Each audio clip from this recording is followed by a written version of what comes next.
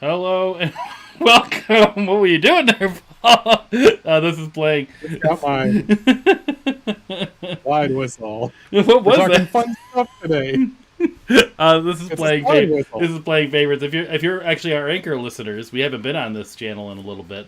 Oh, We've been doing a lot of YouTube stuff. So if you want to check out YouTube, you can see what Paul was doing right when I transitioned into the screen. I don't know what that was. it's a slide whistle. It's the third prop. I was telling Justin about props. But yes, We're here today. hello, It's Justin. been a while. Yes, hello, Paul. How are you doing? We got to get right to it. We got a lot of things to talk about.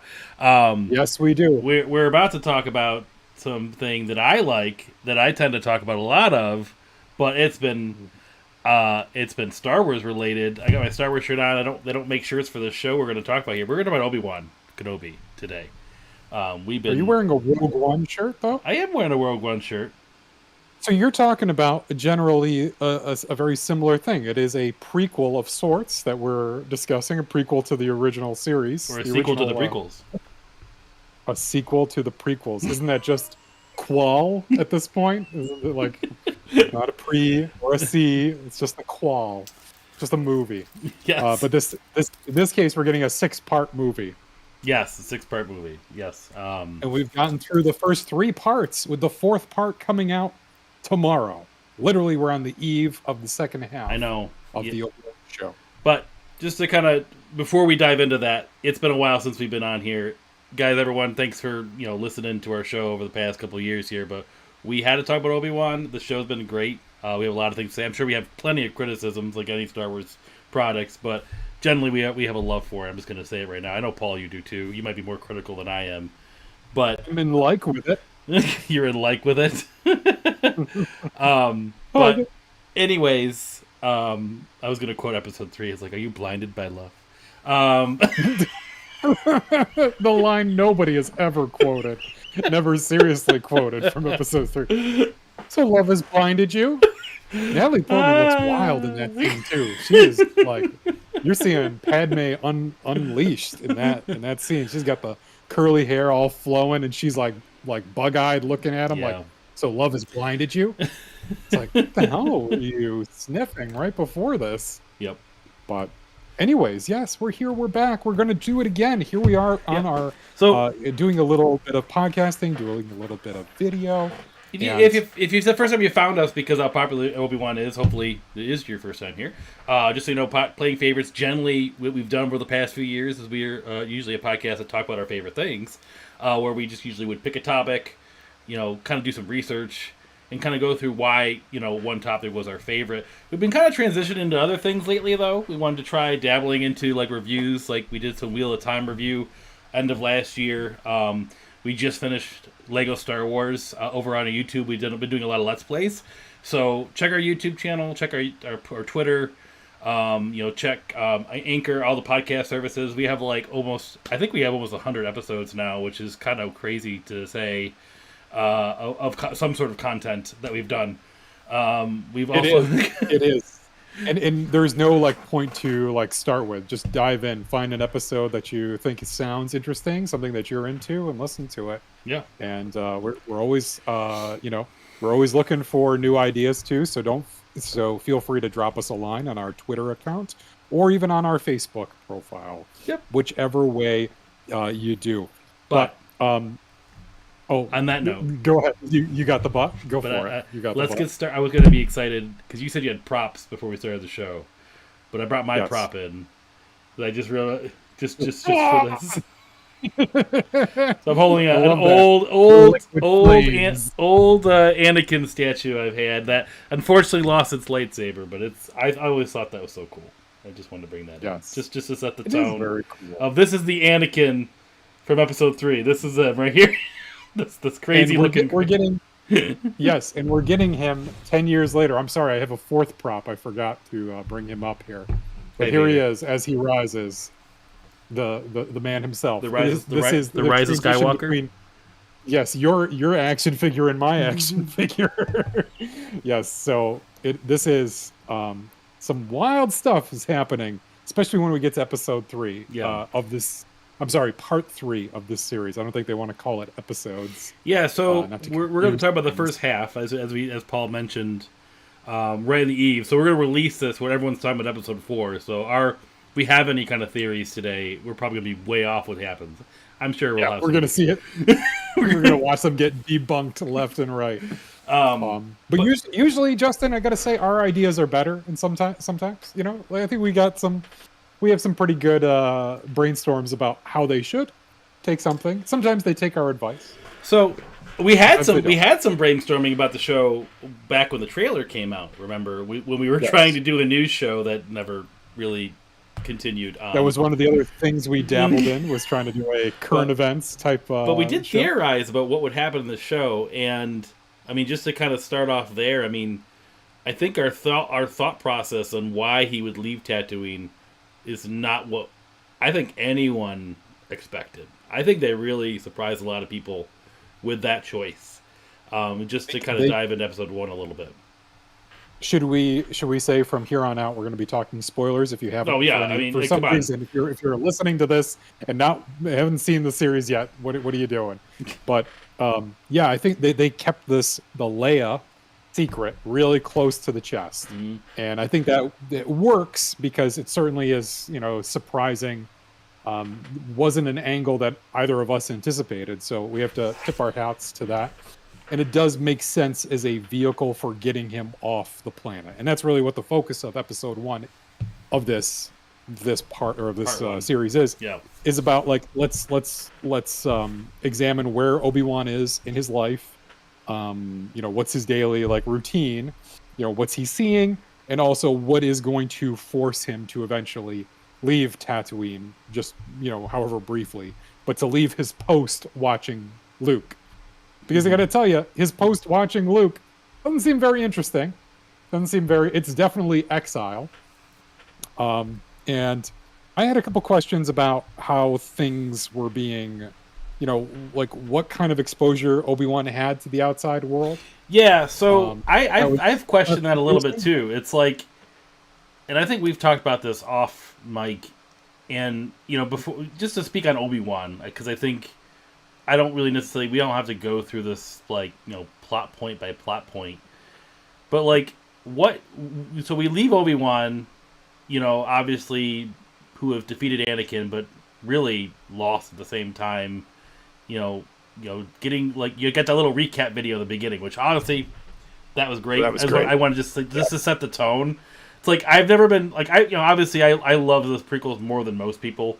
I kind of look past all the flaws and just enjoy it for what it is, and I always have. Yeah, I could say there's some horrible things about it, but I've loved it. But if that doesn't make you like the prequels, they did a really good job making you oh wow, there's a lot of cool things that happened in the prequels in that recap video. Yes, they managed to distill it down in 5 minutes with really good music and really and tying the plot points together that I think in George Lucas's original outline were probably the most important plot lines, and then trimmed away everything else that got in the way.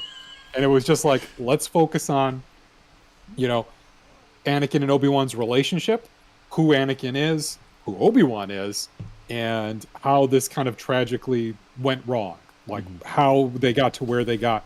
And seeing I really want to I wanted to ask you if we could talk a little bit about their last, encounter on Mustafar at the end of episode 3, because that's really kind of the starting point of this series, is that last, the last, I don't know, week or so of, Obi-Wan before he goes into exile, the last couple days, because he goes to confront not just his friend, but his apprentice, this kid that he's known since he was 8 years old. And he's basically watching nine. His own failure manifest itself. There's a reason why they focus on certain lines from episode 3, you were the chosen one, all that, but you were my brother, I loved you. I loved you. We what's it? You were supposed to destroy the Sith, not join them. You were supposed to bring balance. All this harkening back to these lines, it makes sense, because when we find Obi-Wan, he is a broken person, really. In a lot of ways, he's He's dealing with the trauma of the past, of that last confrontation, watching someone who he loved, like family, basically burn alive, and who he had to defeat. But I think it's important to focus on that moment of his defeat, the high ground. Everybody makes the memes, everybody loves the high ground. But why does the high ground work, Justin? It's not because, Anakin's like, oh crap, he's higher than me. Like, how am I going to defeat this? It's Obi-Wan playing on Anakin's pride, right? It's Obi-Wan feeding into his ego and his pride and saying, clearly you can't do this. And he's the guy who's been told he could do anything because of his amazing abilities and powers. And that's everything Palpatine has said in his ear is like, you're the most amazing Jedi. You're the best. Yeah, and then you see that arrogance, obviously. I mean, that's, it's kind of, it's not hard to and Obi-Wan knows it. Yeah. I wonder because we see their first confrontation in the third episode.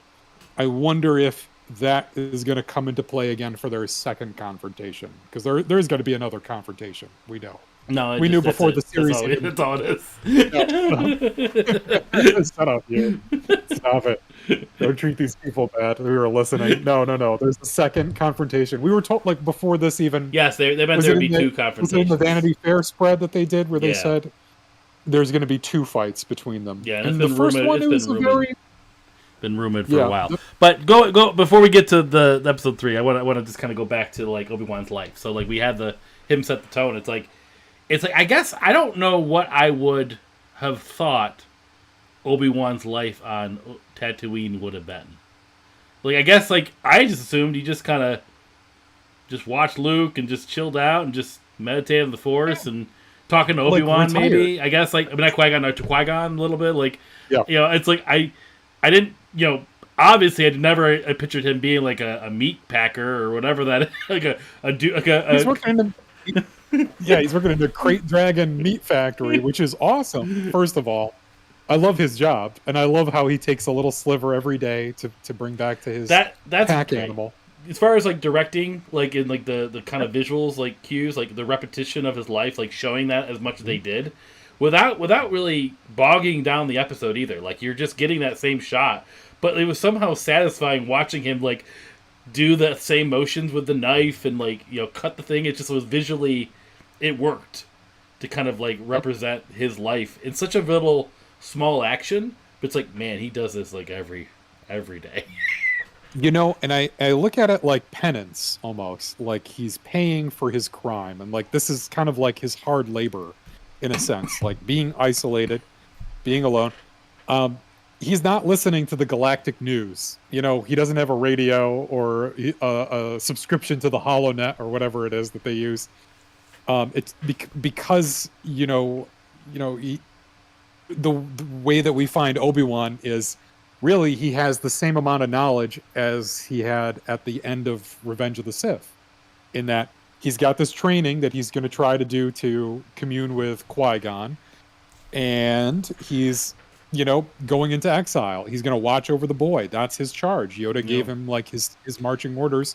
And so he's really like pushed out everything else. But the man's got to eat. Brother's got to eat here. So he's going and working for a meatpacking factory, doing this just menial work. But it works because it's out of sight. He's with like, just like day laborers, just people coming, doing a job. I love how they show payment. I love the little things about that meat factory. I loved watching his knife work, and I loved when he like punches out. It's like you get your like, oh, there's your pay for the day. But go back to like him not checking the news for 10 years. Like initially when I watched it, I'm like, I had made the comments like, how come he doesn't know who Darth Vader is? Like he's the most. I was just gonna say like it's like it's the most known like entity in the universe right now. Like everyone knows him. It's like you're telling me you're that. I mean, it's been 10 years. I mean, everyone seems to know. To who though? To who? Out in the outer rim at this meatpacking factory, like watching his little like routine. It's not surprising that someone wouldn't be like, "Hey Obi-Wan," like with his Jawa friend wouldn't be like, "Hey Obi-Wan, did you hear about this Darth Vader guy?" Like they knew who the random bartender that you see at the beginning. He knew what Inquisitors were. It's like He knew what Inquisitors were. He'd never seen one before, but he had an idea. Like, here comes imposing black ship. Here come these pale ass people, weird looking guys in black armor with stormtroopers. I think it's pretty. sure. You could probably just put the in. Let's say Obi-Wan has heard about the Inquisitors. That doesn't mean he's heard about Darth Vader. I feel like Darth Vader is like if you're in the core worlds. Now we're talking like geography in space. If you're in the core, like, yeah, you know who he is because he's going around and like Yeah, I guess helping he with wouldn't the Jedi really go to first. the Outer Rim that much. I guess you're right. I mean, that's the gambit that they're taking. They're saying that Obi-Wan was just cut off from the world. But Cut off from what the I was Force what I was as getting at well. though, That's an important thing. initially that was my take. It's like, well, how come he's not paying attention? But then you make a good point, and I thought about it. It's like, he's so depressed. He's depressed. He's like, they literally went with the post-traumatic stress thing that we see in like the YouTube videos on. Yeah. I mean, Oh my they gosh. show him having nightmares. It's like, and like he can't seem to connect with his master, and that's probably part of it. Is like he just doesn't have the hopefulness, the light anymore. I guess. There's a comment later on that sort of relates to that too, when he's talking to Leia. There's a little High Republic stuff being peppered in here. Did you also feel that? Sure. A little bit about like what the Jedi represent. Stuff that we didn't get in the prequels so much, but yeah, a little bit about like what is a Jedi's purpose and why they're like the Inquisitor in the very beginning of the series talking to the bartender. By the way, I love that scene, but I really just love it. And I think we've said this before when we talked about it together. The Inquisitor, the Grand Inquisitor walking in and saying, "You know who we are." I just love his voice. Yeah. Like, you're taking a lot of risk just walking into a bar and just going, "You know who we are." And he does. Inquisitors. But there's something about the PTSD. He's having these dreams. Also, by the way, I love that in his dreams he's seeing Anakin in the Naboo fighter, blowing up the Trade Federation ship. Like, they focus on, makes even those fun moments from the prequels, like episode 1 and 2, seem like sinister. Mm-hmm. And I kind of like that because this kid has been bred. War and battle have been bred into this kid since he became an apprentice when he was taken on. And he's already angry to start off with being a slave. I mean, they don't even. I feel like they didn't really push that idea as much, but like he's such a well raised slave. Like Watto, he was a good slave master. I have to say, like he gave him a house. Clean up the shelves and you can go home after that. Whoopee! But it's like he's like gave him a house. But he's like, I sold him to Klieg Lars. I hear he feed her and married her. I'm like, whoa. He what now? Okay. But anyways, it's amazing. It's amazing that Anakin did not just cold-blooded killed Watto right there. Like, he did what? He bought my mother and then married her? Like, yeah, I would be understandably upset. I guess I don't quite. You would think, that Obi-Wan. I mean, granted, yeah, he cuts himself off of the Force. So okay, so that could be the explanation why he can't feel Anakin either, right? Or maybe which is not unprecedented. Maybe Darth Vader just has a different feeling too, so he doesn't really quite understand it or know it, or it's different to him. He's not familiar with it. So I'll take that right there. Sure, especially if after 10 years have gone by, it might just be like this disgusting black cloud of anger and hatred. And he's so depressed and just so focused on his mission of Luke that maybe he just kind of decided not to pay attention to wherever Vader was or the rest of the universe. But why is Bail Organa not reaching out to him to check in? Like, I mean, come on, Bail. Like, come on. Like, give him a call once in a while. Like, that's the point. Like, how? Like, you're not supposed. Like, if you're.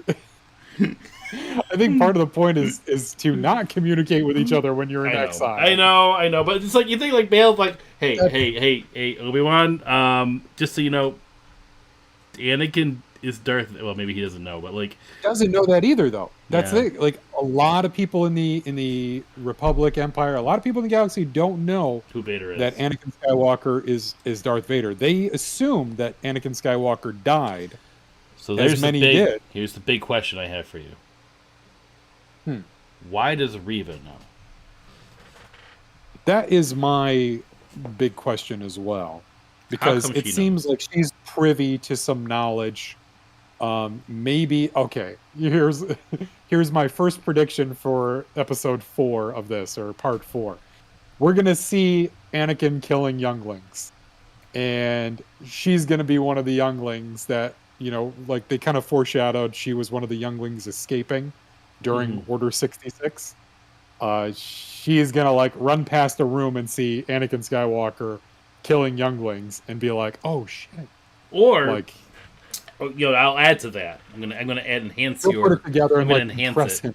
Well, because you think about it, there's the scene in episode 3 where Palpatine comes into the temple and he's like, "You've done well, Lord Vader. Like you've done great, Lord Vader." Maybe she sees that scene. Maybe. Could that mean an Ian McDermott? He said he's not in it, but he said maybe. I think there's a rumor that his voice is in it.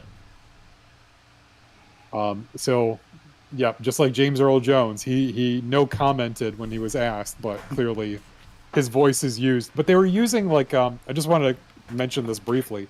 They're using not like auto-tune, but they're using this company An AI thing. That like enhances. they like take all the audio do. from the original movies. That's why.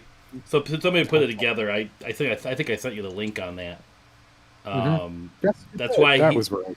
His voice sounds different than Rogue One. It sounds more like original trilogy Vader, not Rogue One Vader. Yeah. Do you think that'll be like a special edition change, like George Lucas would make? They'll go back and they'll change the Darth Vader voice for Rogue One. I mean, or are people just trying to bury Rogue One and pretend like it never happened? Hey, Rogue One. I like Rogue One. It's my least favorite Disney one. But people think there are tons of people that think it's like their favorite Disney film, and I'm like, I don't know. Like, I like it. It's great. The last 40 minutes is awesome. Like, it's pretty cool. Like, I like that battle with Scarif, and they got you got the Hammerhead Corellian ship hitting the that was fun. The Star Destroyer. Yes. How they brought the old pilots from episode 4 in there. I mean, that was all really cool. Like there's so much good stuff. It's just like takes a lot to get there, though. Takes a lot to get there. To get those glorious as a rewatch. The first sideburns. The first time you watch it, it's fine. Like I didn't mind it the first time I watched it, but when you rewatch it and rewatch it and rewatch it, the whole story with Mads Mikkelsen and Felicia, whatever her name, Felicia. What's her name? Felicity something. Felicity Jones. I don't know her name. Whoever played Jada. What's her name now? Oh, for the actual main character of the. Why do I not know her name? I feel she's on my shirt. Why don't I know this answer? Jana. I had the actress right. Her name is Felicity Jones. Jyn Erso. Well, I don't know where I got that from. Jyn Erso. That's right. Jada. Who is Mads Mikkelsen in that movie? It's her dad. Really? He's the dad? Oh my gosh! Yeah, I did not even recognize him as her father in that. That's funny. Yeah, he my little Stardust. Yes. And you got Forrest Whitaker in there. Save the dream. Forrest Whitaker. Good Anyways, Look, but yeah, you're right. Vader's voice. To answer, but you're asking about like Revo. How does? I mean, her character, she just seems like an ambitious inquisitor, which they all seem to kind of be. Like they're just a group of kind of crappy people to begin with. But the rest of them follow the rules. I guess. And she has like, I feel like she's privy to some knowledge, or Vader is using her. But here's my question to you: do you think she's going to survive the series? Yes or no? Right now, tell me. Does she live past episode 6? No, and she becomes good at the end. That's my theory. Oh, you think she changes? Yeah, I think she's. I mean, good in the sense that she's really not redeemed at death, but good in the fact that she's not truly, really helping the Sith. She's working with them to support her means. Like, she's dark now because of her need for revenge against Anakin Skywalker. That's my theory. You don't think that she's a no, I'm just going to float this by. I don't think this is a theory. Maybe it is. Somebody's had it. But just off the cuff, you don't think that maybe she's like a deep cover operative type of thing? Like trying to undermine the Inquisitors from within? I think she has that kind of a storyline, yeah. But, like, I think she's got to be the girl that was in the beginning of the first episode, right? And then our theory of her seeing maybe who Anakin is during that battle makes her get angry. Maybe on her, like, her escape, she then somehow stumbles upon seeing that Inquisitors are a thing. Part of her thinks that, oh, maybe if I let them capture me, I can get close to Vader. You know, it might be something like a little bit similar to Fallen Order, where it's like not immediately in the temple, but later on, her and maybe some of the kids are caught, and instead of, like, maybe she tries to put up a fight, and Vader or whoever is like, you've got some fight in you, like, we'll take you. Mm-hmm. You know, like, oh, you're a strong Force user, like, we'll take you. Like, I wonder if Vader personally picks the Inquisitor and picks her, and that's where she gets, like, a little closer to him. But I don't know how she gets that knowledge.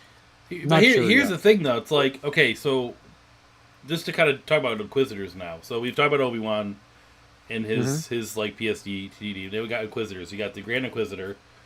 You got the fifth brother. Is that the fifth brother? I think so. Fifth brother. Fifth brother.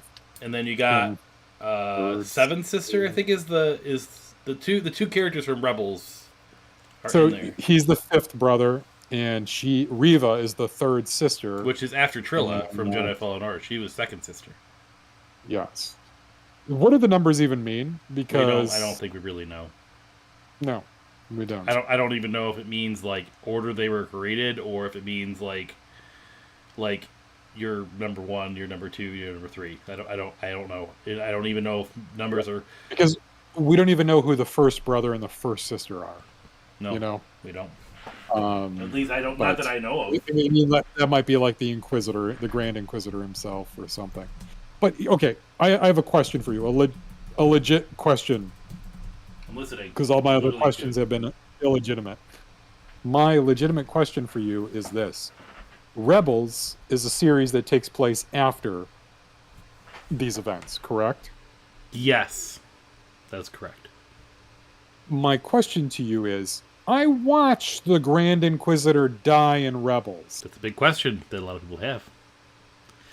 The only clue we have to that is the director, the showrunner, or somebody got interviewed and was asked the question about the death of the Grand Inquisitor. And his response was, all I can say is canon, and that is all I can say. So Rebels is considered canon. I thought you were going to say Rebels is no longer considered. No, Rebels is still canon. So what happened in Rebels happened. Why we don't know much about the Grand Inquisitor, I don't know. Like, it's kind of weird. Like, they just show him dead, but then that's the end of the conversation. It's like, it doesn't show anymore. You know, it's like he's not necessarily dead. She stabs him, and usually that's a death in Star Wars to get stabbed by a lightsaber. But I mean, he could just be chilling in the back of the tank somewhere. He looks like an alien, so maybe that's not where you can kill him. He doesn't have any vital organs there. Yeah. Is he like the Utapau? Utapawi? I don't know what kind of race they are. I don't remember that. I don't know. Yeah, I don't know. There's a lot of ways you can handle that. He's a clone. He's not dead.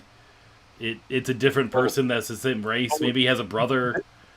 That would be funny if it was a different person and the guy who replaces him looks exactly like the Rebels in Grand Inquisitor. Well, the thing is people, they're like, "Oh, you had such a big problem about the way he looks." I know. Well, guess what? It was wrong one. It wasn't the same one.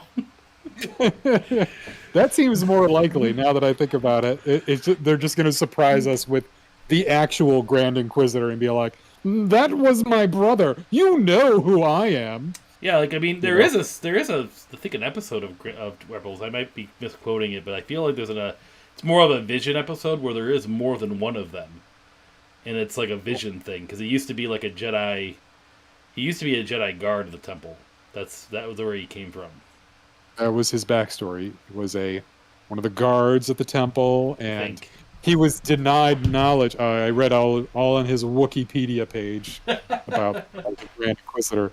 He wanted to look in like the restricted section of the Harry Potter library, and they said no.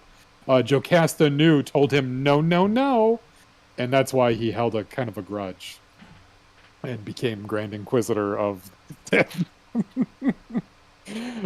Okay. So really, the focus of this first episode, though, is that Leia, Princess Leia, who we are introduced to, played by this precocious 10-year-old, does a pretty good job.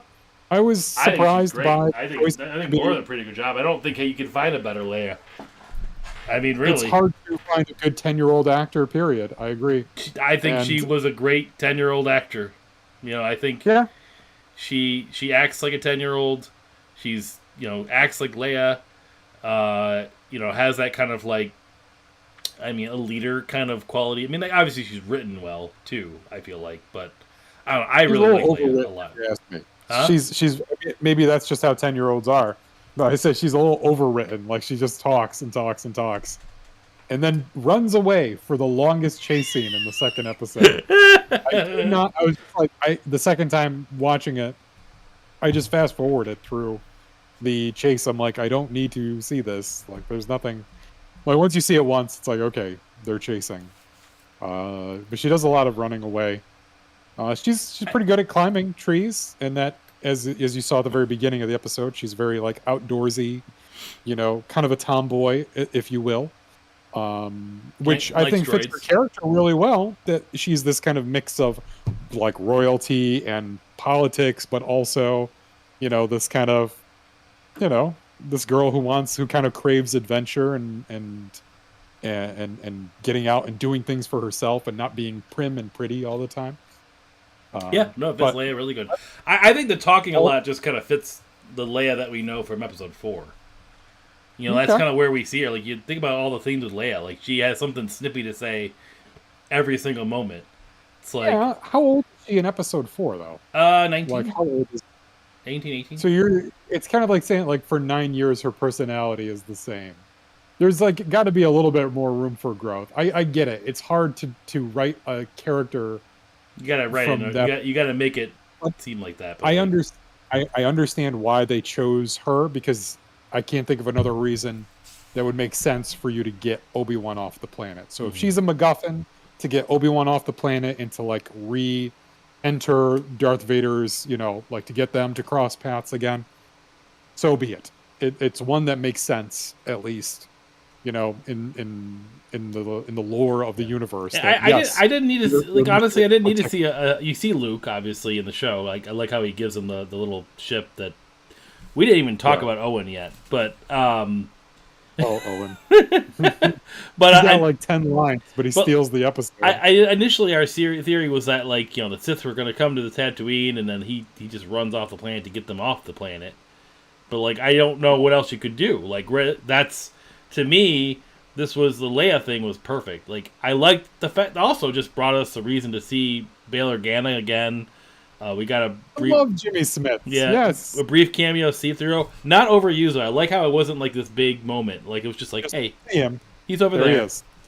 Alderaan, you got to see, which is great, Oh, yes. I like the Alderanians, or I don't know how you say it, but they got style, man. People on Alderaan, they got style. So a lot of class. People have been like looking, like digging into episode 4 a lot just to see like plot holes of like, okay, no one, obviously everyone kind of assumed based on the lines and everything of episode 4 that Leia has never met Obi-Wan before. That's sort of like kind of, I guess, the assumption based on like her message to him. Like, you fought with my... really the only interaction they have, because they don't ever actually see each other. Yeah. In episode 4, like they rescue her, and then Obi-Wan dies in his fight with Vader. So they never cross paths, really. Just the message. People are just kind of pointing at that stuff a little bit, like, like I mentioned, like, okay, why does she like request his help in a weird way? It's like, well, she's trying to deliver the message a little bit differently, as if like just so in case someone grabbed the message or something like that, like kind of being a little more hidden about it. But the thing that like somebody pointed out that I thought was really really interesting is that Luke says when he like grabs Leia out of the cell, it's like, I'm here with Ben Kenobi.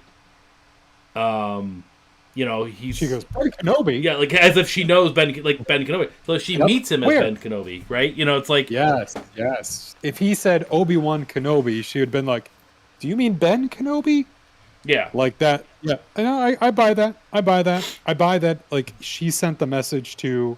Like, she knows who he is. She knows that his name is Obi-Wan Kenobi. Because at a certain point, like, her father must have explained it to her. Like, remember that thing that happened to you when you were 10? Well, let me just give you a little bit of backstory. Like, she knows that she's adopted, in a sense. Mm-hmm. She knows that she's not. And what the show is doing, which I didn't expect, was that they're showing that she is showing in the Force. There's little moments, like with her mother, where she's like, I'm sorry, Mama, I didn't mean to do that. And she's like, stop that. I actually felt that. Like she's using a little Force influence on her mother. Like she's like little moments like that throughout these 3 episodes where she's sensing stuff, and it's like, I guess they never did it in the original trilogy, except for the one moment in Empire when she connects with Luke. Like she can sense where Luke is. I mean, she could... Maybe they do it in Return of the Jedi. I think they do it again in Return of the Jedi, but it's not like overly focused on. She it. feels think Luke, oh wow, she's a Force user. She feels Luke that isn't dead at the end of Return. Yes. I mean, you could even say that she used the Force to kill Jabba. I mean, there's so many ways you could say that, right? It's like I mean, she does. Did you see the way that she swings the chain around his neck? Like, that's pretty amazing. Like, maybe just like a little, like, I want the chain to go this way. Got it. Yeah. Got him. Like, she was just really hoping that it would happen the way that she envisioned Leia was the Finn of the original trilogy. That's what else. But it actually went someplace, Hey, we haven't seen this. In something. Oh, excuse me. She makes a lightsaber, apparently. Excuse me. But no, I did you notice, like, in the chase scene, though? You mentioned chase scenes. Like, so that's, like, some of the, like, kind of the downsides about the first episode, since we've been focusing on those, is, like, is the Leia chase scenes. Oh, excuse me. Sorry, audio listeners. I can't stop myself. 7 blessings upon you. Oh. But there's one where she's in the woods, and the really horrible, like, I don't know, these minions that Reva gets to kidnap her. Flee from the Red Hot Chili Peppers. Who are thwarted by branches. But there's a point where she's, like, running away, and they have this shot of Leia, like, kick sliding, like, under a branch. I'm like, what does she play baseball? Like, I don't understand. You don't know how many situations she's been in where she's had to slide under, like, the life of an Aldrenian princess. Aldrenian. That's must be rough. Alderani. Man, I gotta say that the conversation she has with Bail Organa, though, where he's like, telling, oh, it's wrong, but good job, like good dad talk. I like that. I like that. But then she does exactly what a 10-year-old would do and goes out and does it again. Yeah. Immediately. He's like, what did you expect? But no, like, in that conversation, though, it's kind of like there's this sort of like this kind of sad. It was meant to be like a happy thing. Like, one day you're gonna rule this planet, and I'm like, nope. It is bittersweet, and I love, like, seeing how like kind of advanced and how life is on Alderaan, because it makes its destruction even more potent. I think it's important because when Alderaan is destroyed in A New Hope, you're just like, oh wow, that thing can destroy a whole planet. And Obi-Wan, like, is like, oh, like, I just felt like millions of voices crying out in terror, and then we're suddenly silenced. Like, those are cool moments, but nobody really gives a crap about Alderaan after that. Like, it's just a show of force. And to our main characters, except for Leia, Which I'm kind of surprised. Maybe like that is something that could have been explored in the original trilogy a little bit more. Is her obvious distress at her home planet being destroyed and Yeah. everyone that she's And known? supposedly of She somebody takes that it remarkably in stride. in watching Ben Kenobi die, like that Yeah, supposedly she has a big relationship with. she's a lot tougher than we give her credit for. But I'm gonna tell you, instead, she's already the people have been considered pointing pretty this out. Instead, she gives Luke a blanket because Luke's all sad. cold. He's cold. It's cold. Space is cold. You know? No. You come from a hot He's planet, like, oh Luke. man, I can't believe he's gone. I just met him yesterday. And he's like, yeah, I get it. Here's a blanket. Yeah, I get it. No, it comes from a place of someone who's dealt with a lot of trauma and knows how to deal with it. She's like, here's the blanket, big guy. Like, you'll make it. It's okay. And she's looking over at Han Solo like, he's so cute. He's so, he's adorable with his, I know Ben Kenobi. I just wanted to be a Jedi. She's like, it's okay, champion. It's okay, Tiger. All right. Well, that's really funny. So it really makes the like the point of view of Luke Skywalker kind of like asinine. Like, why you would we got follow Leia. Like, look at Leia's health. guy? And she's like, man, that she 20 minutes before Ben Kenobi dies, her entire planet blows up. She loses her dad, her mom, Lola. Everyone. Lola. She loses everybody that she's ever known. She's lost her childhood home. Everything. That planet is wiped off the map. And she's like, look at this little bitch and his crying over this guy he met her. Here, take a blanket. Take a blanket. She's strong. She's a strong young woman. So the true sibling love right there. That's true sibling love, Uh-huh. Or do you think she was like, I'm going to mack it to this guy later. I better, plant the seed now. Here's a blanket. Remember who helped you out here when it gets cold in space again. Also, did you see this, like the matching of the Padme and Anakin putting a blanket or getting a blanket for him? The way Leia gets him a blanket. Oh. That's a woman's job in George Lucas's Star Wars, to get blankets for the men. Anyways, I digress. But okay. We've talked a lot about the first episode here. We got to talk a little bit about the second episode a little bit. Okay, but look, they get to Daiyu where they meet the fake Jedi Haja. I thought that was fun. I thought that was that's like the best comedic. Jedi wait, Knight. I'd say I've watched all the Marvel shows from Disney Plus so far, and that's got to be probably my favorite comedic moment. Well done. Comic relief type stuff. I liked his character. I enjoyed it. It was not bad, and he's like a likable character, and his jokes are at his expense. Is he dead? It's funny. They don't show that. They don't show I don't it. think so. I think she just leaves him. She just takes the information out of his brain, Kylo Ren style. But she'll just cut off random old ladies like, we won't take your empire. I love it. I'm like, I really actually love that part. I'm like, finally, some old person is getting get out of here, you empire drooped. Enough of a Skywalker getting their arms and legs chopped off. Finally, somebody else. I love how the Inquisitors are just like, what are you doing? That's not how we do things. We don't torture people. They're so like, the teacher's gonna be mad at us. Like, what are you doing? Only he can torture people in the streets. He's like, isn't our name Inquisitors? Like, what the fuck do you think we're supposed to do? She's like the first like real Inquisitor who's like, no. Listen, if you want results, you got to take some limbs. Like I love the the third brother, the fifth brother, the dude with his big hat. Yeah, fifth brother. I love how he's just like, you get what you deserve. He's such like butt sore, He's just so pissed off that that's nothing's my going seat. his way. I'm next in line. How is he next in line? He's the fifth brother. I don't understand. She's third sister. Like, how does this all work? Give me an instruction manual. Come on, Dave Filoni. Join the Inquisitors. Become, 12th brother. How does it work? Nobody knows. Nobody knows, really. And I think that's kind of important information, at least for us, I'm gonna you and I. I don't want to make it seem like we don't know what we're talking about.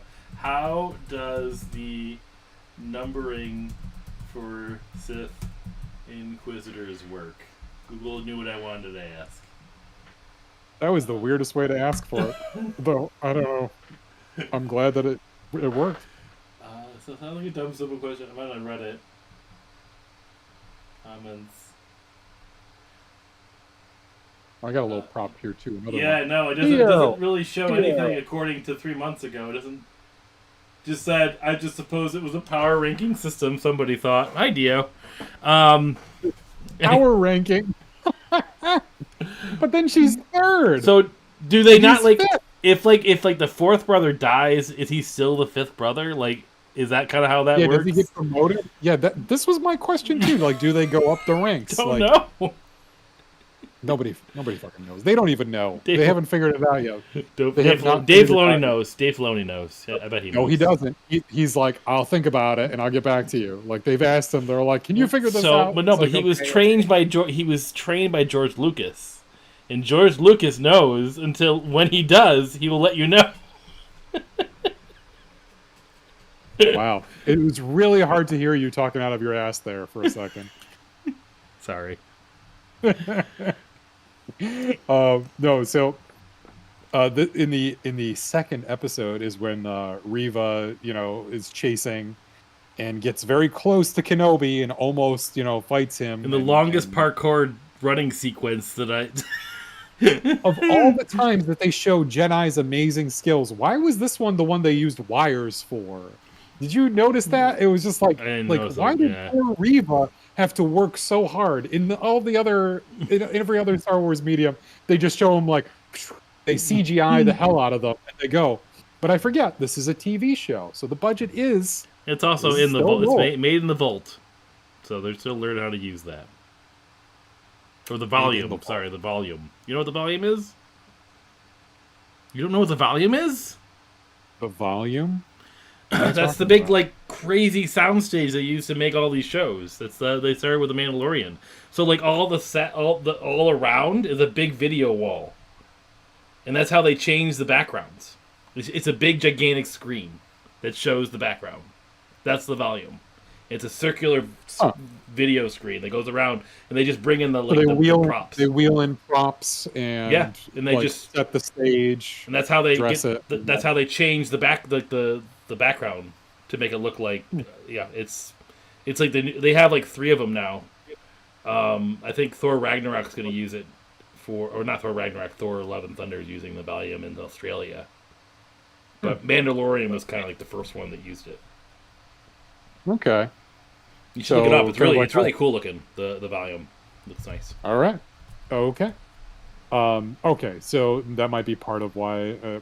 Anyways, the poor woman had to use wires like this. She had to do her own stunts, which I mean is cool, but still, like, it felt odd. It felt like I was watching like a Matrix movie for a minute. Like one of the original Matrices.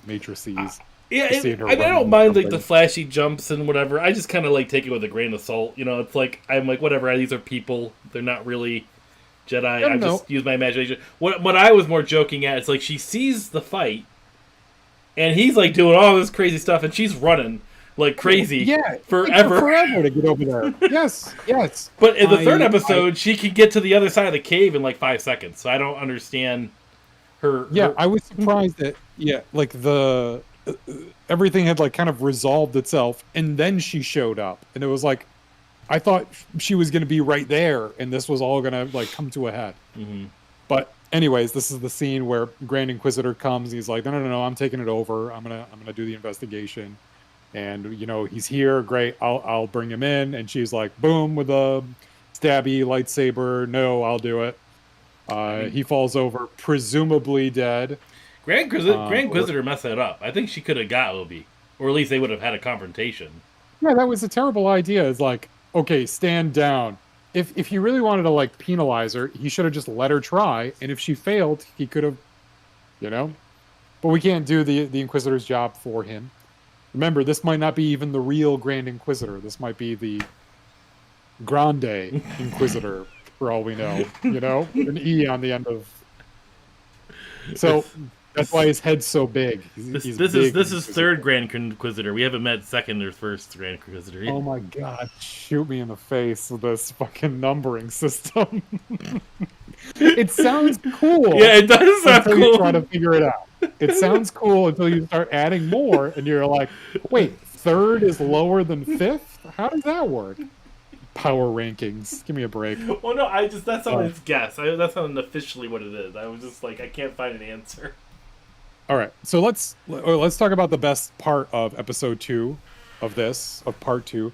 In my opinion, is at the end after Reva tells him that Anakin Skywalker is alive, like Darth, and he's looking for you, Obi-Wan. He's looking for you, and you see the terror basically on Obi-Wan's face as he realizes that Anakin is still alive, Darth Vader is still alive. So when they get on the little cargo ship, him and Leia, and they're escaping, I really like it. And he's like ignoring Leia, and he's like opens himself up to the Force, maybe like really for the first time in a while, and like searches and says like Anakin, and then immediately you get loud bang, and Vader's eyes opening in the back of the tank. I love that. I was just like, that's exactly what I would always hope. The minute that Darth Vader realized that Obi-Wan was still alive, it would be that. It would be like, like, alert, like in Metal Gear, since you're, such a fan of the series now. When you get the exclamation point above their heads, like that, like, yeah, attention. No, that was awesome. I was glad to see like more faceless Vader. I guess like I want to. We'll get more of that in episode 3, but like I just go with episode 2. Like I thought it was interesting with Obi-Wan like interacting with people. Like he gets the random spice bomb that he uses against the bad guys. Like it's like that was actually Ewan McGregor's daughter too. Who played that. Street girl who gives him the dealer.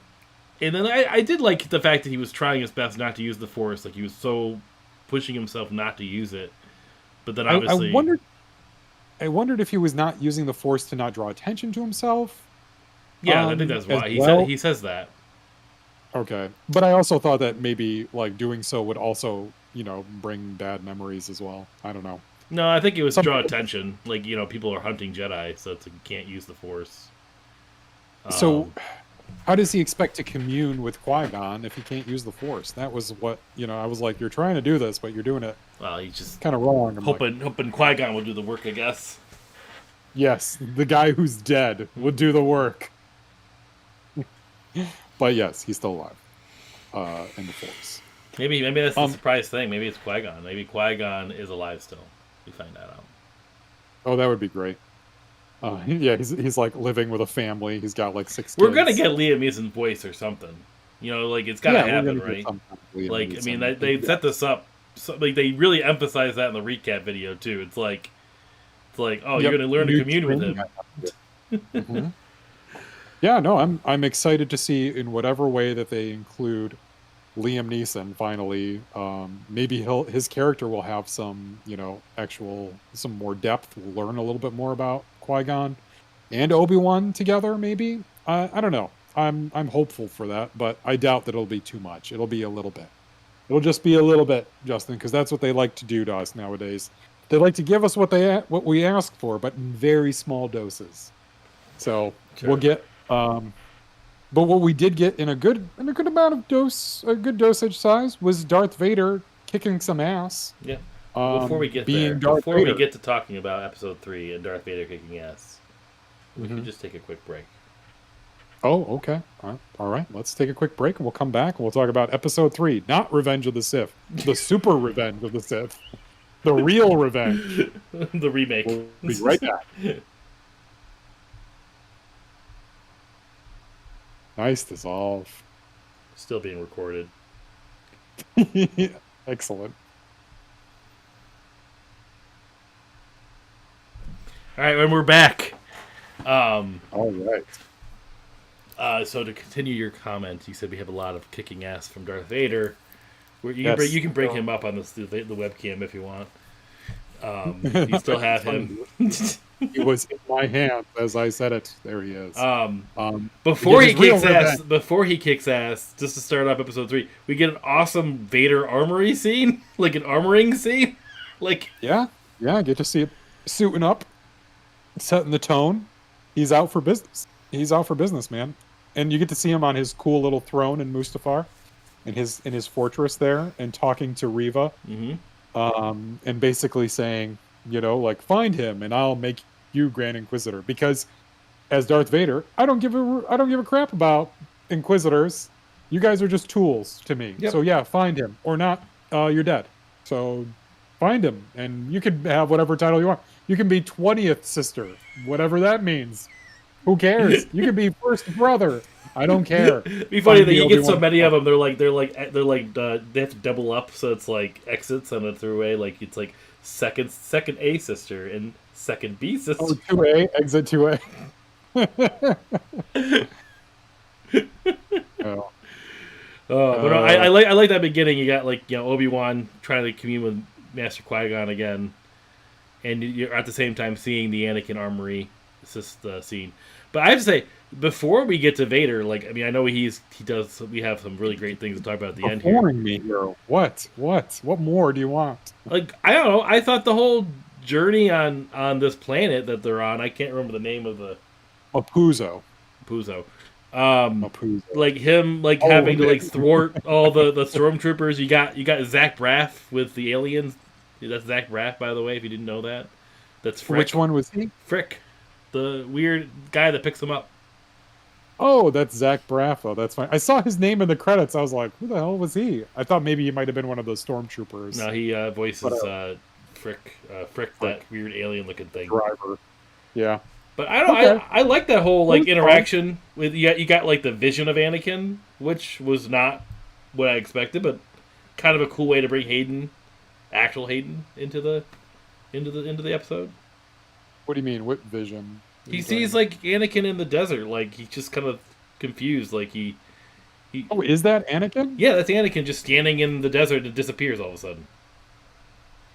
I didn't know who that was. Yeah, I thought that it's definitely Hayden. That's Hayden. That's Hayden Christensen. Oh, really? Are you saying definitely?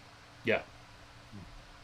Well, I thought it might have been a young Qui-Gon Jinn. I thought it might have been a younger version of himself. No. I thought that they made it purposely kind of vague to just plant this idea Obi-Wan is seeing someone. No, I thought it might have been a Qui-Gon kind of reference.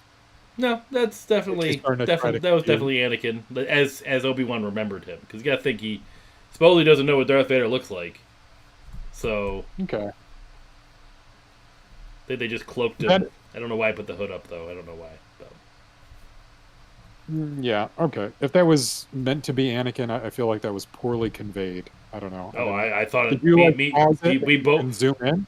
No, I that's what everyone has said that I've seen online, and that's what me and Amber initially had said when we first saw it. Oh, you guys are all weirdos. You just don't know Anakin Definitely. Skywalker. Obviously, I do. Yeah, I don't know him.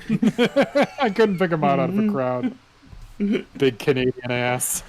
Let's see if we can find a picture. We'll put it on the screen for review. Yeah, you put it out. You put it up there. Now I'm going to talk about Darth Vader, because finally you stop butting me and beforing me. But no, I wanted to talk about the whole Leia interaction and talking about her mother and all that stuff. But you can talk about Vader. That's fine. It's all inconsequential because we really just care about what's happening between these two. It's an Obi-Wan story, and it's an that's what you think. Yeah, that is exactly what I think. You're right. You're absolutely right. That is precisely what I think. Oh, go ahead. Talk about Vader. Go ahead. Dive into Vader. Back to the Space Wizards. I want to say that watching Darth Vader in this way made me actually kind of afraid, which was good. Yes. Because this was the kind of Vader that we've read about and heard about, but never actually gotten to see. And to see him methodically, he comes into that town, he knows Obi-Wan is in there. Mm-hmm. And he's like, how do I get Obi-Wan's attention? Let me just start killing people. Let me just start hurting, putting the hurt on people, And let's see. I love this whole Inquisitor idea. The Jedi will hunt themselves because they can't help it. Yeah. They have to help. So the way you hunt a Jedi is you hurt people, and that will bring, that'll draw a Jedi out, and the Jedi will come and help. By the way, did you notice in the very first episode, in the very first scene, really, with the Grand Inquisitor, how he's like, examining the room, and he sees like the lightsaber marks, blaster fire on the walls. Oh yeah. Yeah, like I love like those little subtle. They're not so subtle, but like these little things that are peppered in, to like help you, like say, oh, this is what he's seeing. I mean, like the owner's like, oh, that's just a local artist. That's what he does to the. It's our Banksy. Yes, he comes and just hits random cantinas. Listen, when Darth Vader stops with that, when he actually is like chasing Obi-Wan, I love thinking like there are very few moments where you can like read what's on Darth Vader's mind because of the mask. But there are plenty of times in this episode where you can like, I know what he's thinking.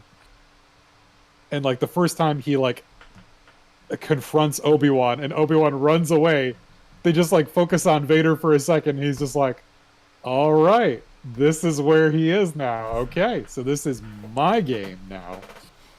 There's this very like clear like, oh, I have the upper hand here.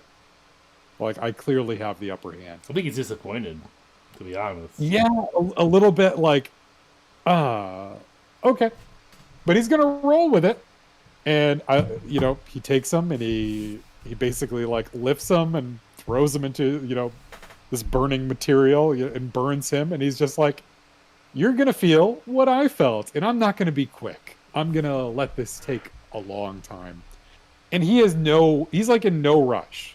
He's in no rush. He's going to embrace the plant-based opportunity. That's what he's going to do. What the hell are you doing over here? You trying to zoom in on this thing? There he is. It's right there. Oh my god. Oh my god. If anybody's watching this video, it looks like nondescript Jedi. But it's Hayden. It's the only answer. It is Hayden Christensen. There is the only answer. The only answer.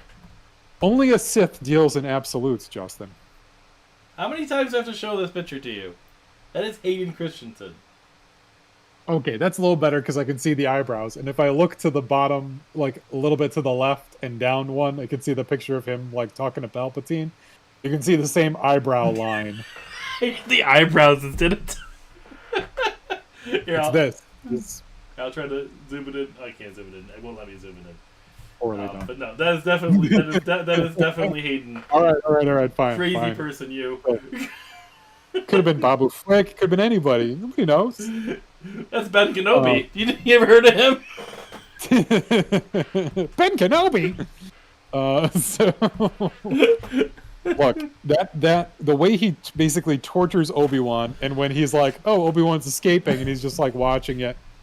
It was chilling. He's just like, I'm going to make this last. I'm going to enjoy every minute of this. Like, this is 10 years in the making. This guy, he he maimed me, let me burn. Like, you should have let me die. Like, it's he made me kill my wife. Like, it's like, oh, that's right. Yeah, I guess you could say. I mean, Obi-Wan being there made him kill his wife, in a sense.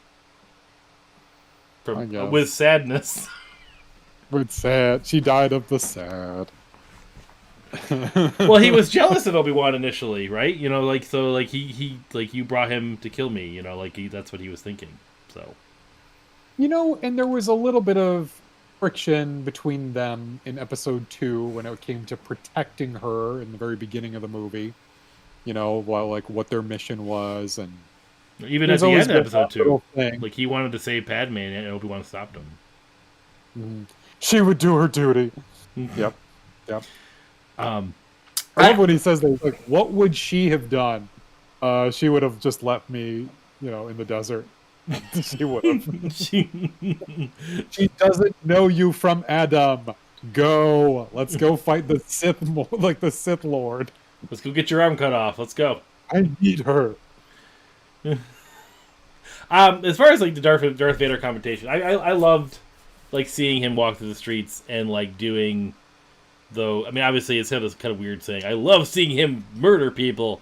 Yeah, it's a weird thing to like. I'm not gonna lie, it's a weird thing to like, but it was something that I we've guess always it's like kind of been waiting to see. it was surprising seeing. I mean, it's not like Star Wars has never been violent, but you've always, treated it as a sort of like kid-friendly violence. It's really odd to explain.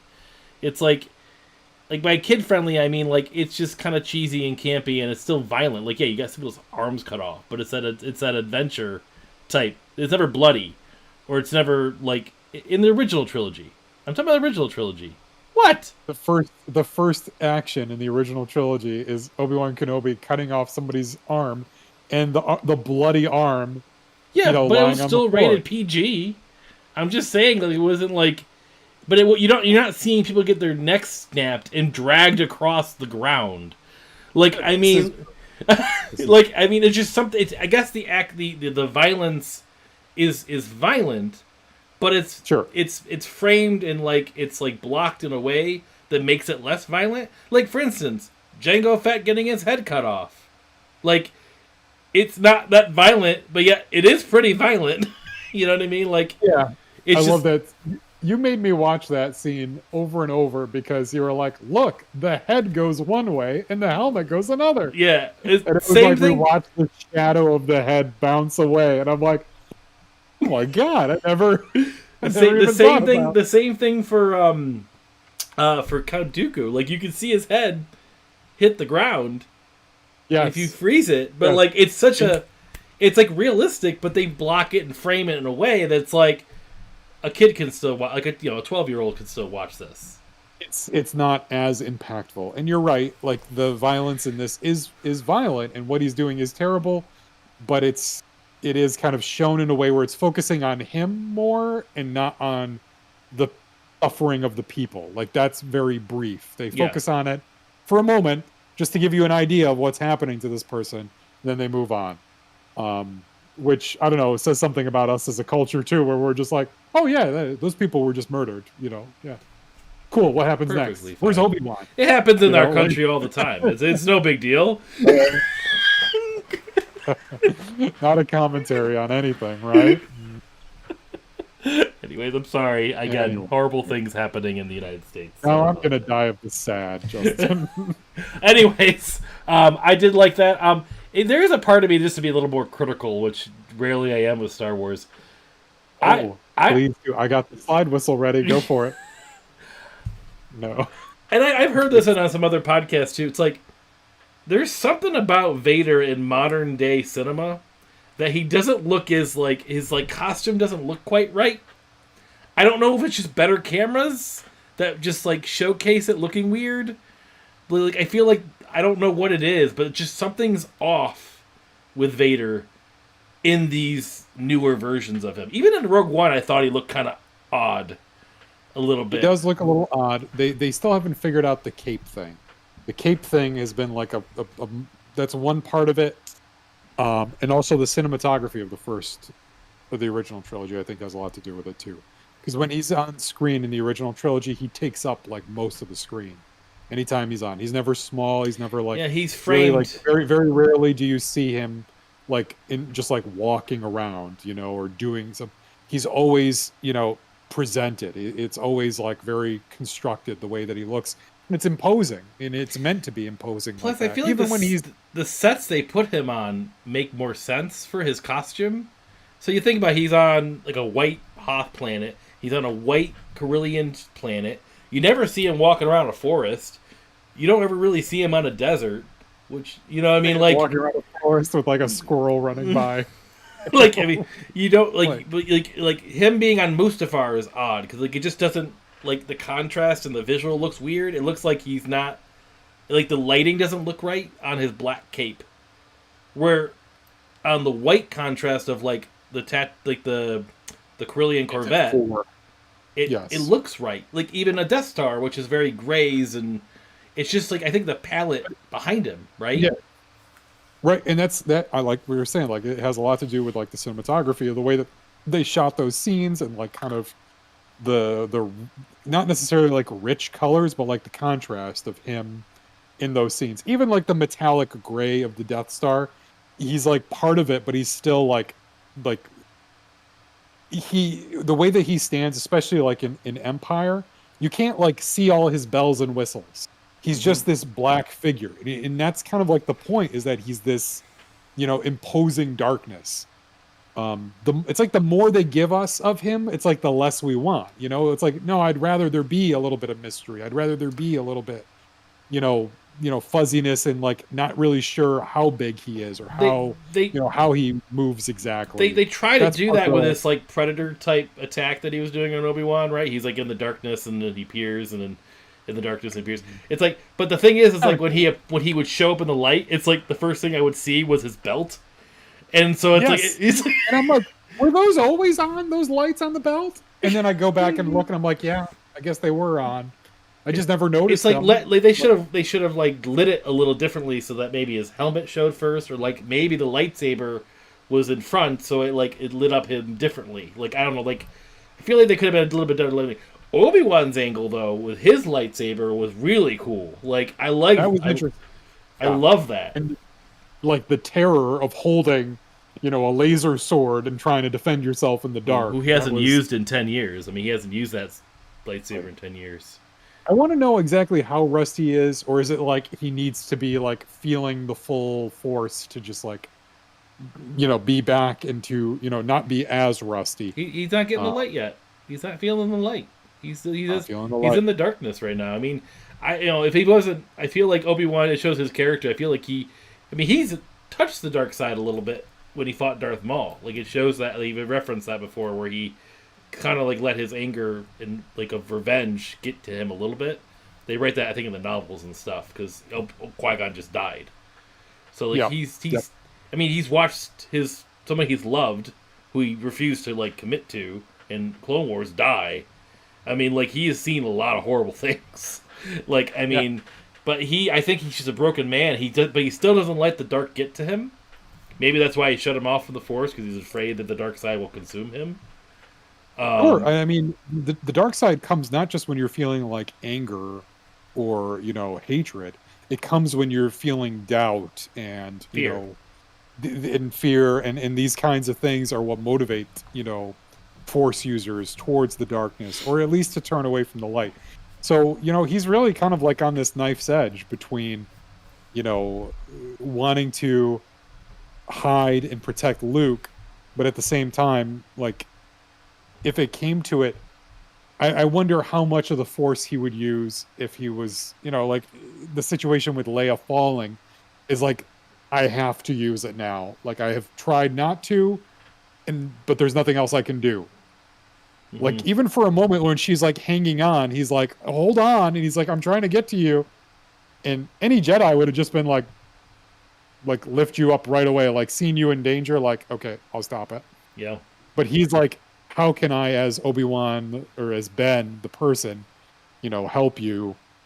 The Force is not his first go-to anymore. It's not a comfortable place for him. Mm-hmm. But now he's got to, like, I feel like, okay, because this is my last question for you before we wrap things up, and this is going to take a little bit, I think. I want to ask you about predictions for 4, 5, 6. Really, like, what's the end game of this series? Where does the series leave us? Because the next time we do a video like this, or another podcast episode like this, we're going to be reviewing the last 3 episodes and kind of the season as a whole. So where do you think we're going to be going in the next 3 episodes? Where do you think we'll be taken, and where do you think, we'll be left? Like, where is the story going to leave us? I mean, I think they blindsided us so much with Leia. It's throwing me off. Like, it's hard to predict, because I know, obviously Leia survives. Reva has Leia right now. Obi-Wan's injured, which we didn't talk about, getting burned, like, which is pretty awesome, yet horrible at the same time. Like, kind of convenient that it just happened to place the fire thing to lit up, but, whatever. And I love how he, like, it's funny, it's not funny, but I mean, like, it's amazing how he's like, he's fighting him for a minute, he's fighting him with a lightsaber one-handed, and this is the Darth Vader at this time that can fight two-handed, and he's just like, okay, well, that's how he fights Luke. That's how he fights Luke. He just like lifts him up with the Force. Yeah. And is like, yep, okay, this is what I'm going to do now. Light this on fire and burn you for a little. And he's like, now you'll feel a little bit of how I felt. Yeah, so There's like, a little just to touch on that, like, so to kind of go forward, so like, I don't know what the show's trying to tell us here is because obviously we know Vader has always had good in him. You know, like he's Anakin's somehow trapped deep down in Vader's subconscious somehow, like almost multiple personalities, whatever you want to call it. I don't know what the right phrase to be, but like he's there somewhere that wants to get out of this hole that he's built himself. You know, that's the whole story of Anakin. You know, eventually. Yeah, but I don't feel like I don't really buy that. I don't feel like he feels that now. I think once he learns that he has children is when Anakin Skywalker resurfaces. Really, maybe. I mean, but I don't know. Like this just felt. You just hear me out for a second. I mean, like he like even at the end of episode 3, like if you just use the dialogue of the movies as my only information that I have, right? You know, if you're using like Padme's phrase of "there's still good of him" right at the end of episode 3, there might be still good in Anakin. He it's just trapped there. He has no one to go to help him, to save him. You know, Ahsoka's gone. If you kind of use that, the end of Clone, like he even sees that Ahsoka is technically, supposedly according to him, dead. You know, at the end of the Clone Wars series, so he has no one to go to. He hasn't seen any of these people in 10 years himself. He's been just dealing with hunting Jedi, and he probably has no one to really deep connections that he had throughout most of his Jedi life are all gone. And seeing Obi-Wan, wait, like go ahead. Seeing Obi-Wan, as my thought, just only because of how they did this one shot at the end of the fight, and I'm just watching. It's just odd. Like you got the Ned droid, which I love the Ned droid, by the way. The Ned droid coming in with Tala to save him, which we didn't talk about those characters. I like of all these additions of characters, we're just so focused on Obi-Wan and Anakin, or Darth Vader. It's okay. Tala's great. She's been in other stuff. She was in Game of Thrones as well, and she's like and the reference of Quinlan Voss. I have to come back to that, but like at the end, like okay, so she comes, she shoots the fire back on, which prevents everyone from grabbing him, and Vader just stands there. It's like he just first picked up Obi-Wan a moment ago. I don't think he's used that much strength. He doesn't look exhausted. And he's just a fire width away. Where one, Vader could just walk through the fire. I don't know why he couldn't. 2, he could just force pick them up and take them. 3, just walk around the fire. Like I mean, like it's like the. But there's a shot right at the end where it's like either A, which is what I'm thinking, is that this for a split moment, Anakin sort of kind of appears subconsciously to how to like hold him back. Like his memories of his past are kind of resurfacing. I'm like, hey, maybe I shouldn't do this to Obi-Wan. Or B, he just wants to toy with him. And he just wants to grab him and torture him and just like, hey, let's let him go for a little bit. But I don't know, just the way it was like focusing on, there's like no way to tell. There's no body language, really. There's not really anything. It's just the way the angle was just made me get this kind of conveyness of, or maybe that's a word, I don't know. But to me, I just felt like that was Anakin all of a sudden. I don't know why. I just felt like that to me. Okay. You're entitled to your opinion. I think he's just toying with him, though. I think this was a chilling Vader. This is Vader at the height of his Vader powers in the suit. He's finally, like, you could say that he's taken 10 years to master how to fight in that suit, how to draw upon the Force in that suit, how to function, really, in that suit. He's had 10 years to prepare. And he knows that Obi-Wan is alive. He knows that he's out there. I don't see any of this as... And he's been looking for him. I don't see any of it as, like, oh, like a shred of decency was there. If they do that, they'll do that, I think, later. I think they'll do that later. They'll convey it, and it'll hit you right over the head, Justin. I think it'll be... I'm just saying, like, obvious, like father, like son. Sense of hesitation. Luke's done it two times in the original trilogy. He hesitated to almost kill his father. Like he doesn't hesitate. He has a fleeting moment of a second thought. But nobody has like this. If we were writing this from Darth Vader's perspective, this would be like the ultimate revenge story It is the person who destroyed his body, left him for dead, also led to the death of his wife and future children. This person, and then fully leaning into the Sith and fully leaning into the dark side. I don't think this is a Vader that has Anakin like ready in the subconscious. I think Anakin, yes, is in there, but I think he's buried deep. He's buried very deep, and I don't think it's until he hears that he has children that the person who, like in the Darth Vader comic, when he finds out that it's a Skywalker that destroys the Death Star. I don't think that you really. I don't think you really get that yet. I don't think. I'm just saying that's the way the angle shot, and I can I hear see. you. I saw it the opposite though. I saw it as like, here is him like, yeah, you can get away for now. I'm letting you go. It's showing us like he sees Obi-Wan escaping and is not stopping. Right. That's what we're all seeing. Right. He sees Obi-Wan being rescued and is not intervening. Then the motivation for that intervention is what we're arguing over. But so what do you? Okay, because we're not going to obviously solve it here. But what do you think that means? Like, I guess then for the rest of the show, do you think? I don't even think it affects the rest of the show. I just think it's just it's like a piece of art that you could take it that way. Maybe it's if you got a book, a novelization, maybe the inner monologue of Vader would explain that, hey, you know what, I'm going to let him go. I'm going to let him like heal. But maybe that's like, kind of like he's being pulled both directions. It's like maybe he wants to toy with him, but then it's Anakin sort of like also affecting that ability of choice. It could be a little bit of both. It could be deep down he's saying to himself, I'm going to let him live because I'm going to really let him have it later. Or he's, like deep down, it's like, I really can't do this, but I want to. I don't know. But 10 years to regret his decisions too. That's all I'm saying. Does he seem like a regretting type though? He wants to overthrow the Empire by the time he meets Luke. Like he doesn't want to.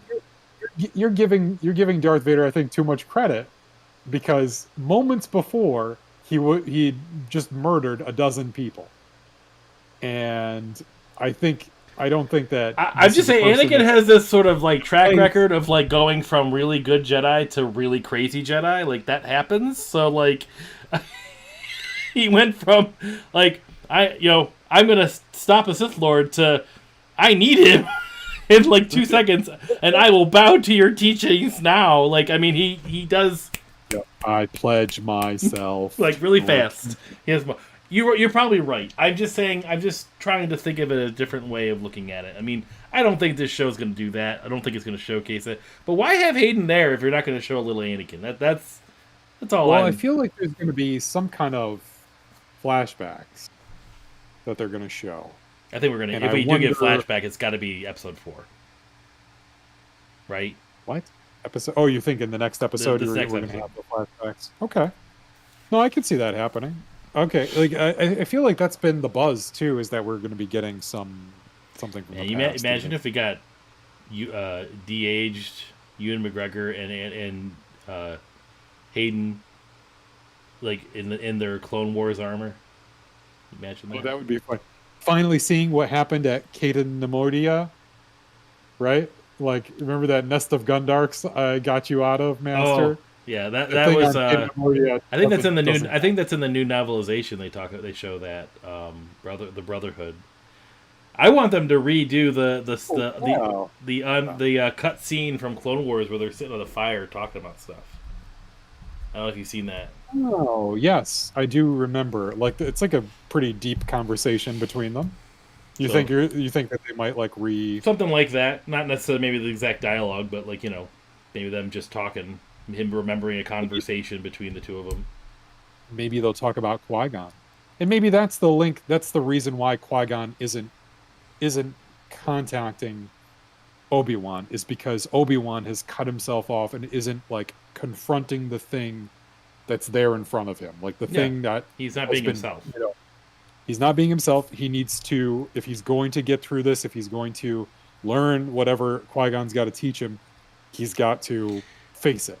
He's got to face Vader one more time. I wanted to hint at. I was talking about earlier when he's talking to Leia in the beginning of this episode, which I liked the first half of this. Like with her, he's talking about he like messes up the name, and he's like he makes me think of my mother, and like I wish are you my real father? Like I love those moments. Sad. That made me sad. That made me legit sad. And it's like he can't say anything too, and it's like, no, I'm not your father. I kind of wish I was, because your father... He's a pretty messed up person, a mass murderer. But yeah, all those little moments of like, referencing Padme, I loved those things. Like showing Obi-Wan's like relation with Padme. You don't really see it too much in the movies. Like in the later half, it's like he sort of distanced himself. She's a politician. You shouldn't trust her. Like... petitions. But like then you watch the Clone Wars like after, it's like, oh man, they're buddy, but what was will you at least say hi to Padme for me? Leia like asked Obi-Wan, what's the Force like, and I thought his response was like really a great description of the Force that I've never heard before. Yes, probably the best live action one. I've read a lot of good descriptions of what the Force feels like, especially in the High Republic books. But yeah, no, this was, I enjoyed it. What was the analogy he used? So it was when you're in the dark and you're afraid, the Force feels like. I mean, I'm paraphrasing. The Force feels like the light has been that moment when you turn on the light. Yeah, which I don't think he's done. I mean, that's like the biggest thing. He's got the light off. Like I think that analogy kind of. He's unplugged the lamp. He's not. Yeah. He's got a. And that's really he's dimmed it. He's got the dimmer on. It's like a little low. Like, cost him a little bit more, but it's that moment where it's like off or dim. It's like it's right there. It's like it's and the light is kind of hissing. It's like it's working hard to just do a little bit of light. But listen, damn it, you made me forget what I was gonna say. I just remember like when you dim the light, that little hiss it made. No, this series, I feel like I came up with a good name for the subtitle for this. It should be Obi-Wan Kenobi, How Ben Got His Groove Back. Like this is what it's really about. So he's gonna be getting his groove back by the end of this. So I feel like that's where they're gonna end. We had this theory. We talked about it with the trailer when we did our little reaction to the trailer about him, trying to commune with the Force and learn how to become a Force ghost, or he does like the Force projection, and that's what ages him. Yeah, I forgot about that. So I wonder, but like I gotta tell you, like they do a good job. They definitely aged him up a bit, and it's like the wear and tear of what's happened in his life has really like aged him. Yeah, I mean now he's been burned. I'm starting to see. Yep. How this is gonna turn into Sir Alec Guinness someday. No, I think they've done a good job. I mean, I wonder if they're gonna it's like again, you've always pictured Obi-Wan sort of hanging out in Tatooine all the time. Yep, but not doing anything. Could we at the end of the series like think he's like, well, maybe I should go out about a little more often. Like maybe he's got a little more confidence and he lets Luke be by his own. Like, him staying there, obviously, is a danger. And maybe he goes on little journeys once in a while. He goes on vacation. It's like... Well, do you think they'll bring Darth Maul at the end of this? And they'll show what happens in Rebels? I don't know. No, they won't redo Rebels. I've heard someone say that, too. No, they won't. No, I think that scene is perfect way to finish off Maul. They did hint at maybe they could have another confrontation. There's rumors of a second season. Even though this wasn't supposed to have more than one season. But yeah, I mean it's rumors. It's doing so well. But that doesn't mean that we need more of it. Really, like I may be in the minority here, but I really remember a time when Star Wars was one movie with two sequels. And that was what we had, and they were awesome. They were really good. They still are. Yep, those are. But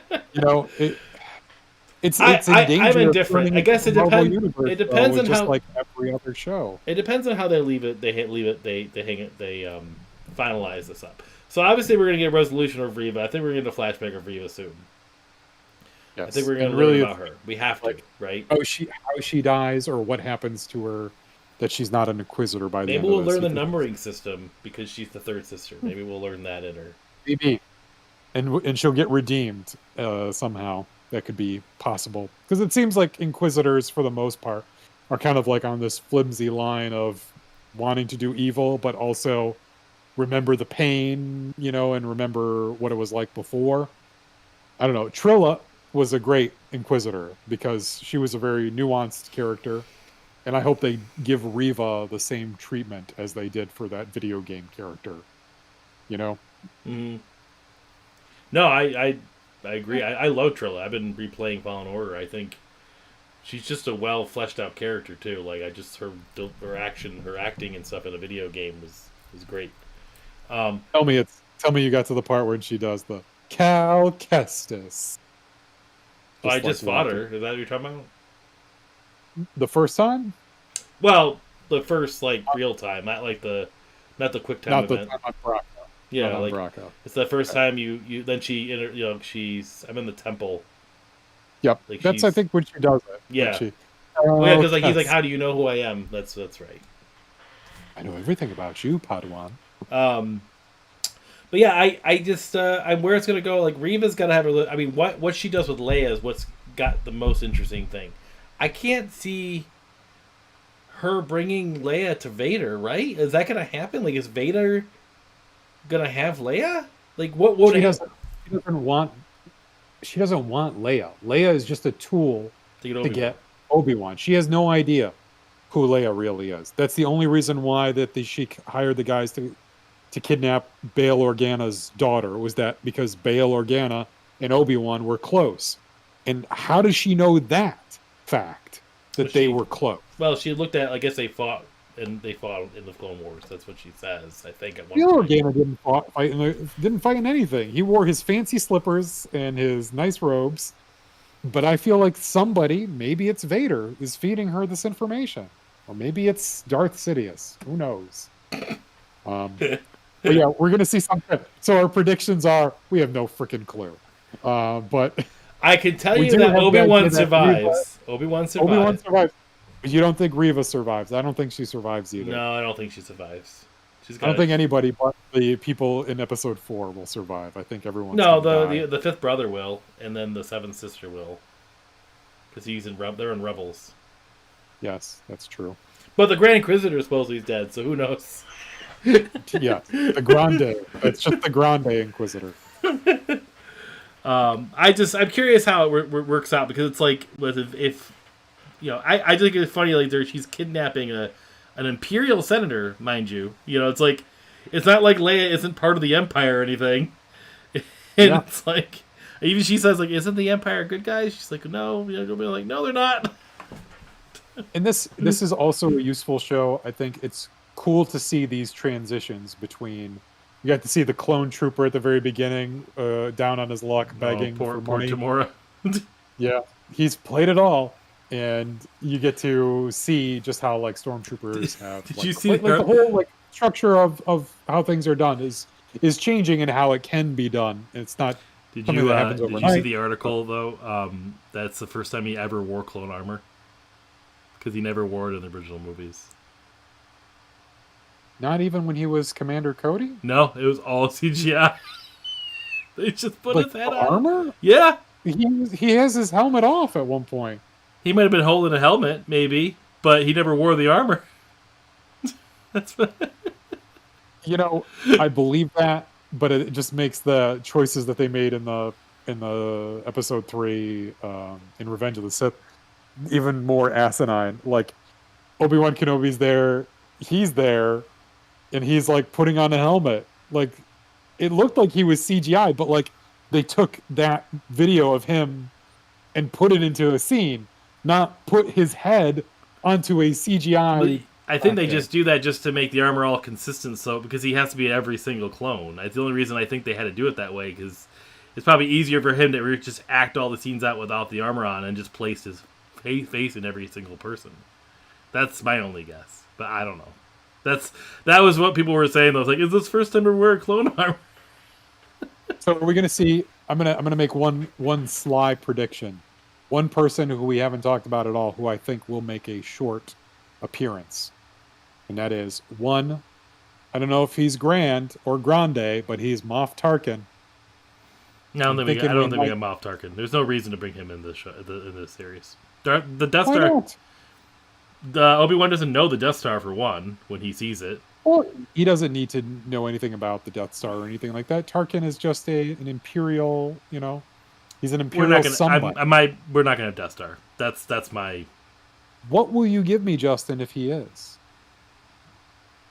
What wager, as we close this episode out, Justin, let's make this interesting. If Tarkin is in this series... They're not going to bring Tarkin back. Not even like a de-aged Peter Cushing, no. Like de-aged Peter Cushing. They did his story. That's all you need. We've had plenty of Tarkin. There's no it's all about Sith right now. Like, I don't see any reason for him to show up. He shows up somewhere. If you're so confident. Okay, show up or name drop? Listen. Name drop's This different. is what you have to do for me. Oh, let's call both, because you think it's so beyond the pale that he's going to be... I just don't think he'll be part of the story, but yeah, okay. Here's what you'll have to give me. I have this Dio. You must give me your Dio. if you're wrong. I will have two Dios. Right here is where I will hold my victory Dio. Double D? Nice. Double Dio. All right? Pinky promise? Yeah, sure, but... My prediction, and you'll have to give me your Dio, that Anakin is still there. He's still in Darth Vader somewhere. He's gonna show up. Well, of course they're gonna do something. My discretion. No. What you need is someone confirming that look, because that's the thing you're focusing on, is that look he gives Obi-Wan. All right, when I get the director's cut 10 years from now, I'll be back in touch with you. The Dio will still be Come on, Deborah Chow. Let me know what that shot was of Vader with the fire over his face. You should at her on Twitter. Like, what was with that shot? Just be... Was that Anakin? She's gonna be like, this guy's purely insane. Did you know that they have like 3 people playing Darth Vader? It's like ridiculous. It's not even Hayden the whole time. Doubles. Yeah, it's Hayden a little bit, and then 2 stunt doubles. Yeah, it's like one guy that walks around to be tall, another one that does like close-up body shots, which I think is Hayden. So what is Hayden doing? What is he? He's just back there collecting a check. He's there to be a vision, obviously, Paul. A vision in the desert. Oh, that's what he came back for. All right. This is what they'll do. It'll be Hayden Christensen as Anakin, but it'll be Qui-Gon Jinn saying, look, you have to talk to this guy. You have to confront him and get over yourself. And then I can train you. Then we can talk about, communing with the Force. That might be, I still think Qui-Gon has something to do with that. There's never just... It's not Han Solo and Kylo Ren rules all the time, where just people randomly show up, and Moff Tarkin, randomly showing up. It's not random. It's not random. They're showing the Imperial hierarchy. That's gonna be Rebels. Random. We're gonna get that in Rebels again, because he's in Rebels right now. That's where Moff Tarkin's story is right now. Okay. You say so. We'll see. I guess. Who has the 2 Dios in the end will be the real judge. Nothing will change. Neither of these things will happen. All right, Justin. I'm very excited to see what happens. And as we said, we're on the eve of the second half of this series.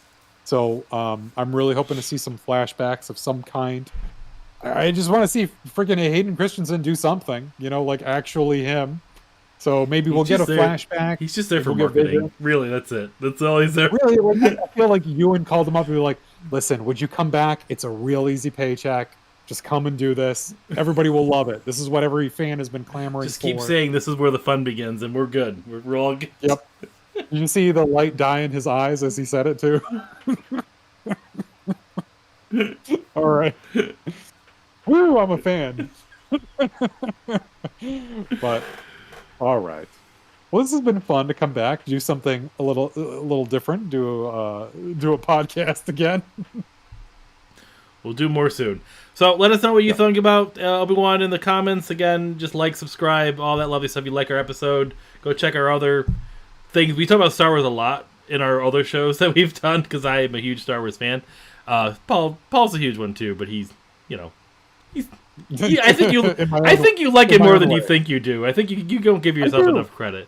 But yeah, we have lots of Let's Plays we've done, all that stuff. Check our Twitter, Facebook. Like, subscribe, all that lovely jazz. Smash that bell. Say hi. Turn on notifications. Yeah. Yes, come and say hi sometime. Right. And then, of course, my name is Justin. And I'm Paul. That's Paul. This has been Playing Favorites. May the Force be with you. And also with you.